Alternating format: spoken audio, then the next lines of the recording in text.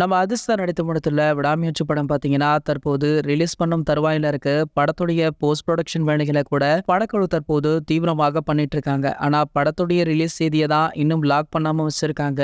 அதாவது வர தீபாவளிக்கு படம் ரிலீஸ் ஆகுதா இல்ல அடுத்த ஆண்டு பொங்கலுக்கு ரிலீஸ் ஆகுதா அப்படின்ற கேள்விதான் தற்போது அதிர்ஷ்டருடைய ரசிகர் மனதுல அதிகமாக ஓடிக்கொண்டிருக்கு. சோ கண்டிப்பாக வெளியாகிற அடுத்த அப்டேட்ல படத்துடைய ரிலீஸ் தேதியை மென்ஷன் பண்ணி தான் ஆக வேண்டும் அப்படின்ற கட்டாயத்துல படக்குழுவுமே இருக்காங்க. சோ காரணம் என்ன அப்படின்னு பாத்தீங்கன்னா முன்பு இந்த படம் இந்த வருட தீபாவளிக்கு ரிலீஸ் ஆகும் அப்படின்னு அறிவிக்கப்பட்டது. ஆனால் தற்போது சூழ்நிலையை பார்த்தா இந்த தீபாவளிக்கு ரிலீஸ் ஆகுமா அப்படின்றது தெரியல.